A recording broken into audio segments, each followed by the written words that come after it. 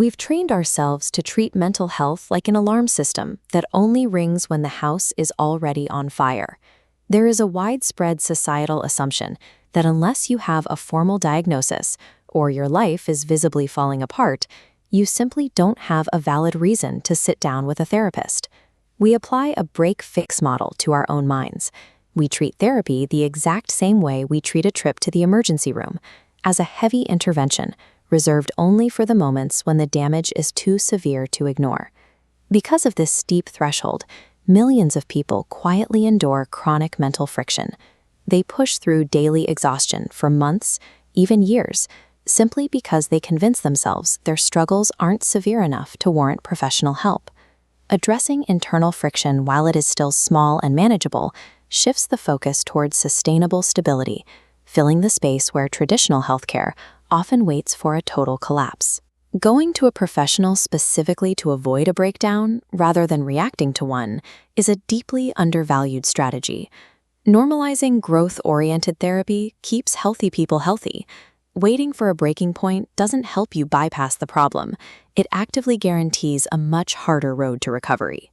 Looking at this chart comparing treatment trajectories, we see two clear paths.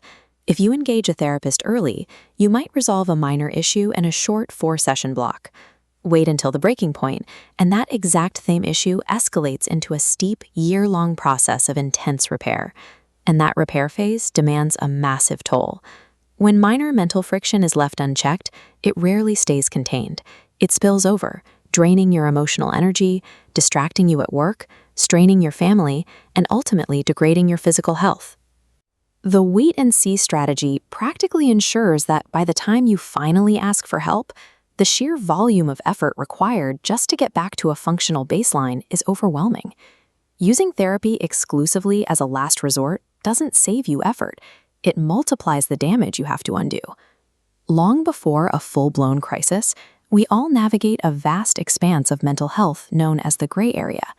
This is the territory of everyday friction. It looks like exhaustion that a full night's sleep doesn't actually fix. It shows up as snapping at your kids more often than usual, or feeling entirely lost while navigating a normal life transition, like a new baby, a loss, or a new job. In this space, you don't need a clinical mechanic to fix a broken engine. You need a collaborative thinking partner. There's a persistent myth that you have to sit down in your very first session and articulate exactly what is wrong with you. You don't. Arriving at an appointment and telling your therapist, "Something feels off and I have no idea what it is a completely valid and sufficient starting point. Your only responsibility is to recognize that the friction exists. It is the therapist's job to help you map out the underlying patterns. Overcoming that psychological hesitation only gets you halfway there. If the physical logistics of getting to an appointment are too difficult, the care still doesn't happen. Traditional clinic models come with built-in roadblocks. Fight through rush hour commutes, sit in uncomfortable waiting rooms, and scramble to find midday childcare. Coping and healing counseling operates under a different architecture. They built a practice that intentionally erases these hurdles, clearing a straight line directly between you and your therapist. By operating a 100% HIPAA-compliant telehealth model, they remove the physical location from the equation entirely, allowing adults and teens to connect securely from wherever they feel most comfortable. Preventative care only works when the process of accessing the solution is significantly easier than the habit of ignoring the problem. This map of Georgia illustrates exactly how that access scales. Those nodes lighting up represent coverage across all 159 counties, ensuring that geography is never a barrier. That coverage connects you to a deeply qualified network. The practice houses over 15 licensed professionals, including clinical social workers, counselors, and marriage and family therapists, bringing specialized expertise to your screen. Looking at this financial comparison, we see how they address the cost barrier. Medicaid patients have a $0 copay, while those with major commercial insurances, like Aetna, Blue Cross, or United Healthcare, typically see a highly manageable $10 to $40 fee per session. At these specific price points, speaking with a professional drops out of the luxury category. It becomes a realistic, highly affordable option for routine mental maintenance.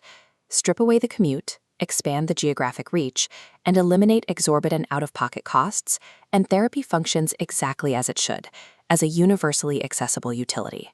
The entry point has been simplified to match this model. Instead of a daunting stack of bureaucratic paperwork, CHC uses a streamlined online intake process that takes about 10 minutes to complete. From there, the turnaround is rapid. You aren't placed on a months-long waiting list. Your first appointment is typically scheduled within the exact same week. And those first couple of sessions are incredibly low stakes.